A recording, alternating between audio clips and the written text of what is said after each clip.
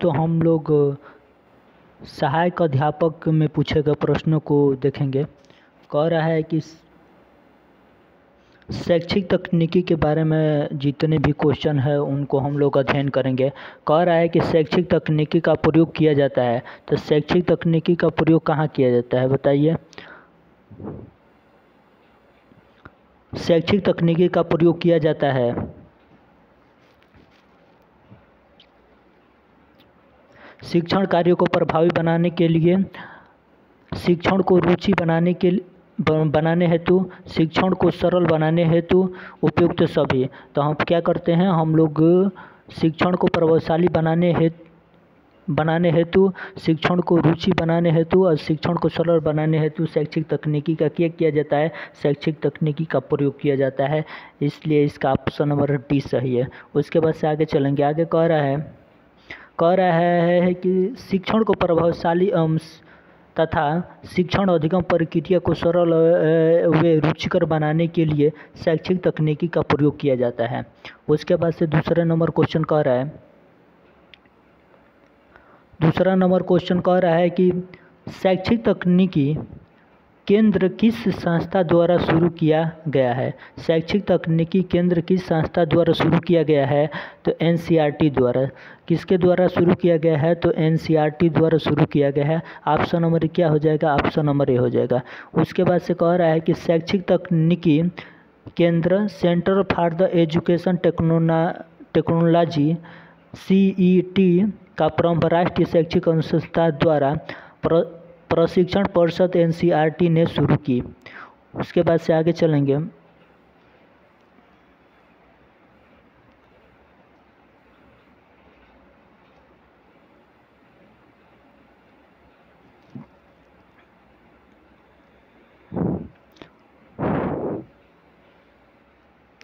कह रहा है कि CAI क्या है बताइए। CAI क्या है, ये कंप्यूटर सहायक अनुदेशन है, कंप्यूटर एडेड डिजाइन है और अस्त्रित अनुदेशन है। उपयुक्त में से कोई नहीं है, तो क्या है, ये कंप्यूटर सहायक अनुदेशन है CAI। उसके बाद से आगे चलेंगे 4 नंबर क्वेश्चन पर। कह रहा है कि CAI कंप्यूटर असिस्टेड इंस्ट्रक्शन एक ऐसा तकनीकी है जिनमें कंप्यूटर की सहायता से स्वतः शिक्षण प्राप्त किया जाता है। उसके बाद से चौथा नंबर क्वेश्चन पर चलेंगे। चौथा नंबर क्वेश्चन कह रहा है कि टेक्नोलॉजी शब्द की उत्पत्ति हुई थी, तो टेक्नोलॉजी शब्द की उत्पत्ति ग्रीक शब्द से हुआ है। टेक्नोलॉजी शब्द का उत्पत्ति ग्रीक से हुआ है। उसके बाद से कह रहा है कि टेक्नोलॉजी शब्द की उत्पत्ति ग्रीक शब्द टेक्निकोस से हुआ है। उसके बाद से 5 नंबर क्वेश्चन को देखेंगे। कह रहा है कि अभिक्रमित अनुदेशन के प्रतिपादक कौन है, तो अभिक्रमिक अनुदेशन के प्रतिपादक कौन है बताइए। तो अभिक्रमिक अनुदेशन के प्रतिपादक BF स्किनर हैं। अभिक्रमिक अनुदेशन के प्रतिपादक कौन है, तो BF स्किनर है। उसके बाद से आगे नंबर क्वेश्चन पर चलेंगे, इसको व्याख्या को देख लेंगे। कह रहा है कि अभिक्रमिक अनुदेशन के प्रतिपादक प्रसिद्ध व्यवहारिक मनोवैज्ञानिक BF स्किनर अमेरिका हैं, जिन्होंने 1954 में इस अनुदेशन तकनीकी का प्रतिपादन किया। इस तकनीकी में विषय वस्तु को छोटे छोटे फ्रेमवर्क बनाकर शिक्षण किया जाता है। उसके बाद से आगे नंबर क्वेश्चन को देखेंगे। आगे नंबर क्वेश्चन क्या कह रहा है, कह रहा है कि अभिक्रमिक अनुदेशन के प्रकारों में नहीं है। अभिक्रमिक अनुदेशन के प्रकारों में कौन नहीं है बताइए। तो अभिक्रमित अनुदेशन के प्रकारों में कौन नहीं है।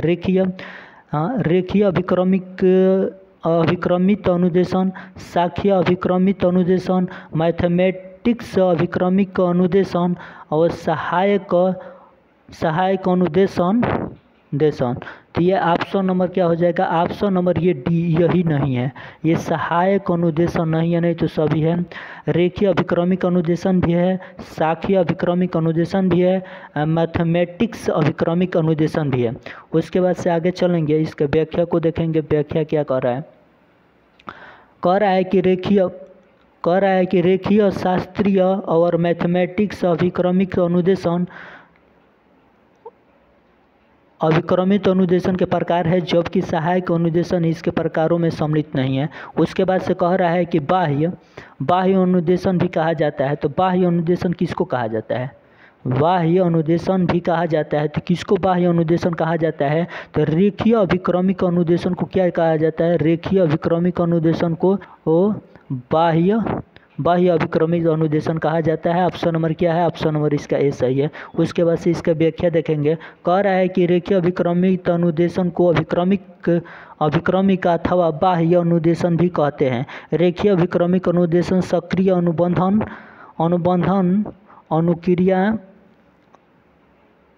मिश्रण पर आधारित है। उसके बाद से 8 नंबर क्वेश्चन देखेंगे। कह रहा है कि शास्त्रीय अभिक्रमिक अनुदेशन प्रारंभ किया गया। तो शास्त्रीय अभिक्रमिक अनुदेशन प्रारंभ किया गया, बताइए कब प्रारंभ किया गया?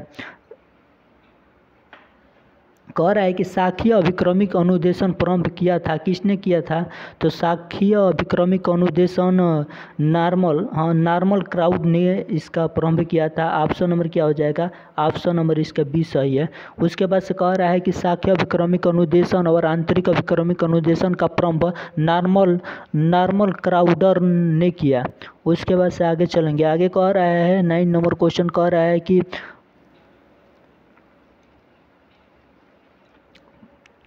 कि अवरोही अभिक्रमिक अनुदेशन के प्रवर्तक है। तो अवरोही अभिक्रमिक अनुदेशन के प्रवर्तक कौन है? बताइए। नॉर्मल क्राउडर हैं, जोसेफ फोरियर हैं, टी.एस. गिलबर्ट हैं, उपयुक्त में से कोई नहीं है। तो अवरोही अभिक्रमिक अनुदेशन के प्रवर्तक कौन है? तो option number C T S. Gilbert है। ऑप्शन नंबर क्या हो जाएगा? ऑप्शन नंबर सी हो जाएगा। वही व्याख्या देखेंगे। कह रहा है कि अवरोही अभिक्रमित अनुदेशन या मैथमेटिक्स अनुदेशन के प्रणेता टी.एफ. गिलबर्ट हैं। उसके बाद से कह रहा है 10 नंबर क्वेश्चन कह रहा है कि शैक्षिक तकनीकी के प्रकारों में सम्मिलित नहीं है। कौन शैक्षिक तकनीकी के प्रकारों में सम्मिलित नहीं है? शिक्षण तकनीकी, व्यवहार तकनीकी, अनुदेशन तकनीकी, उपयुक्त में से कोई नहीं। तो उपयुक्त में से कोई नहीं, शैक्षिक तकनीकी में ये सम्मिलित नहीं है, इनमें से कोई नहीं सम्मिलित है। उसके बाद से इसको व्याख्या को देखेंगे। कह रहा है कि शिक्षण तकनीकी, व्यवहार तकनीकी तथा अनुदेशन तकनीकी शैक्षिक तकनीकी के प्रमुख प्रकार हैं। शैक्षिक तकनीकी, व्यवहार तकनीकी, अनुदेशन तकनीकी शैक्षिक तकनीकी के क्या है? ये प्रकार हैं।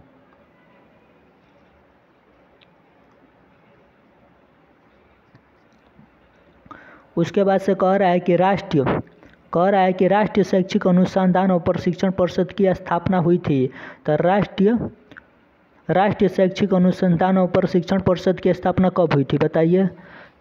1961 में राष्ट्रीय शैक्षिक अनुसंधान और प्रशिक्षण परिषद की स्थापना 1961 में हुआ था। ऑप्शन नंबर इसका क्या सही है? ऑप्शन नंबर इसका बी सही है। उसके बाद से आगे नंबर क्वेश्चन पर चलेंगे। आगे नंबर क्वेश्चन कह रहा है कि राष्ट्रीय शैक्षिक अनुसंधान और प्रशिक्षण परिषद की स्थापना 1 सितंबर 1961 ईस्वी को हुआ था। यह विद्यालय शिक्षा से जुड़े मामलों पर केंद्र एवं राज्य सरकारों को सलाह देने का कार्य करती है। इसका मुख्यालय नई दिल्ली में है। उसके बाद से कह रहा है कि 12 नंबर क्वेश्चन कह रहा है।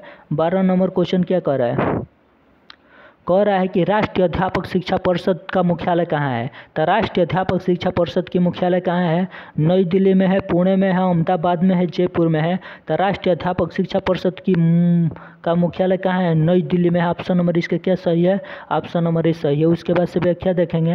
व्याख्या क्या कह रहा है? कह रहा है कि राष्ट्रीय अध्यापक शिक्षा परिषद NCTE एक स्वायत्तशासी एवं राष्ट्रीय शिक्षा प्रबंधन की उच्च निकाय है। इसकी स्थापना 1 जुलाई 1995 को की गई थी। इसका मुख्यालय कहाँ है? इसका मुख्यालय नई दिल्ली में है। उसके बाद से आगे देखेंगे। आगे क्वेश्चन कह रहा है 34 नंबर आगे क्वेश्चन कह रहा है कि सूक्ष्म शिक्षण के प्रतिपादक कौन है? तो सूक्ष्म शिक्षण के प्रतिपादक D.W. Allen, V.K. Passi, Skinner, Frederick Froebel है ये। उसके बाद से इसका ऑप्शन नंबर ए सही है। D.W. एलन, सूक्ष्म शिक्षण के प्रतिपादक D.W. एलन है। उसके बाद से इसका व्याख्या देखेंगे। कह रहा है कि सूक्ष्म शिक्षण विधि का निर्माण अमेरिका के स्टैनफोर्ड विश्वविद्यालय के प्रोफेसर D.W. एलन एवं रॉबर्ट एन ब्रूस के शिष्य कीथ एचिसन ने किया। उसके बाद से आगे नंबर क्वेश्चन देखेंगे। आगे 14 नंबर क्वेश्चन कह रहा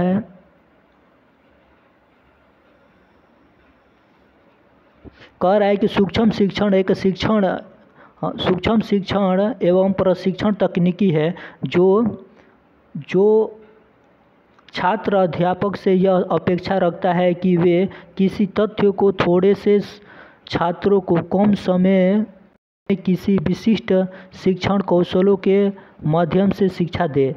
उपयुक्त कथन का संबंध किससे है? James Allen, B K Passi, Ryan, इनमें से कोई नहीं।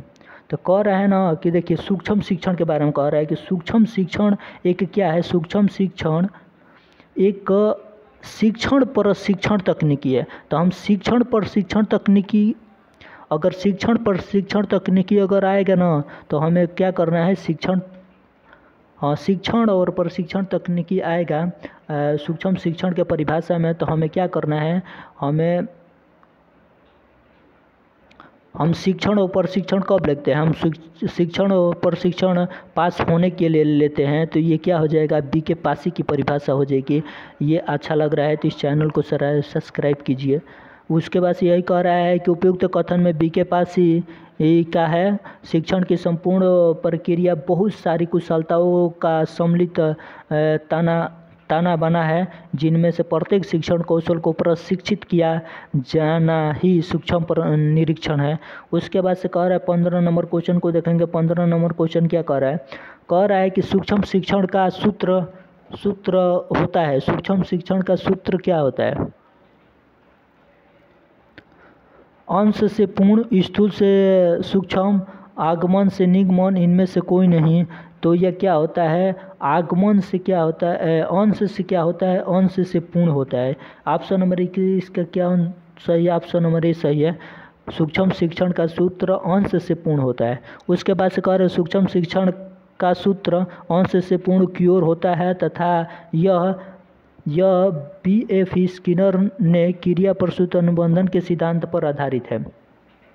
उसके बाद से आगे कह रहा है कि भारत में सूक्ष्म शिक्षण के जनक कौन है? तो भारत में सूक्ष्म शिक्षण के जनक कौन है? D.D. तिवारी है, जेम्स एलन है और C. पिलई है और B.D. सिंह है। तो भारत में सूक्ष्म शिक्षण के जनक कौन है? तो भारत में सूक्ष्म शिक्षण के जनक कौन है? तो हमें क्या D.D. तिवारी है। कौन है? ये D.D. तिवारी हैं। ऑप्शन नंबर क्या हो जाएगा? ऑप्शन नंबर ए हो जाएगा। तो हमें क्या करना है? सूक्ष्म शिक्षण के जनक के बारे में जानना है। तो कौन जी है? तिवारी जी हैं। तो इसका क्या हो जाएगा? D.D. तिवारी। उसके बाद से आगे चलेंगे। आगे कह रहा है कि सूक्ष्म शिक्षण का सही चक्र है। सूक्ष्म शिक्षण का सही चक्र क्या है? सबसे पहले हम क्या करते हैं? सबसे पहले हम लोग क्या करते हैं? सबसे पहले नियोजन करते हैं, योजना बनाते हैं, जिसको नियोजन लिखा है। उसके बाद से सबसे पहले हम लोग क्या करते हैं? सबसे पहले नियोजन करते हैं, उसके बाद से शिक्षण करते हैं, उसके बाद से प्रतिपुष्टि होती है, उसके बाद से फिर पुनः नियोजन करते हैं, उसके बाद से फिर पुनः शिक्षण करते हैं, उसके बाद से हमें क्या होती है? उसके बाद से हमें प्रतिपुष्टि प्राप्त होती है।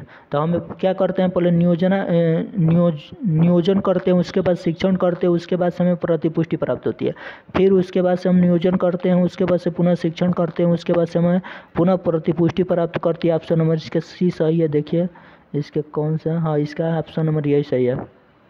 सूक्ष्म शिक्षण का सही क्रम निम्न प्रकार है। कह रहे हैं कि सूक्ष्म शिक्षण में सबसे पहले क्या करते हैं? शिक्षण करते हैं, उसके बाद से प्रतिपुष्टि करते हैं, उसके बाद से पुनः नियोजन करते हैं, उसके बाद से पुनः शिक्षण करते हैं, उसके बाद से पुनः प्रतिपुष्टि करते हैं। उसके बाद से 18 नंबर क्वेश्चन को देखेंगे। 18 नंबर क्वेश्चन क्या कह रहा है?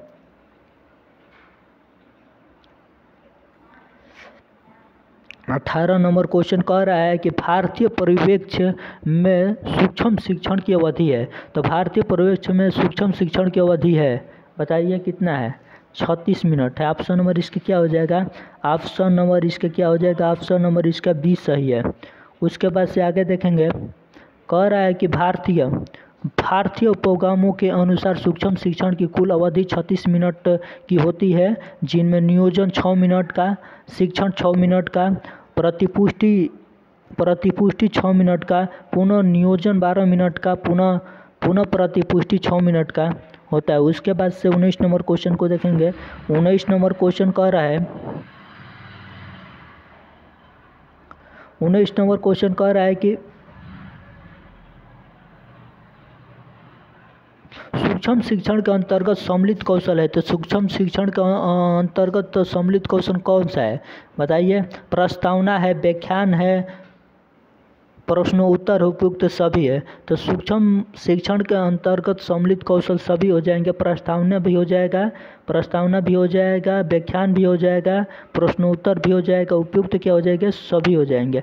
उसके बाद से आगे कह रहा है कि सूक्ष्म शिक्षण के अंतर्गत सम्मिलित प्रमुख कौशल निम्न प्रकार का है: प्रस्तावना कौशल, प्रश्नोत्तर कौशल, व्याख्यान कौशल और श्यामपट्ट कौशल और दृष्टांत कौशल। ये सभी सूक्ष्म शिक्षण कौशल के क्या है? ये घटक हैं।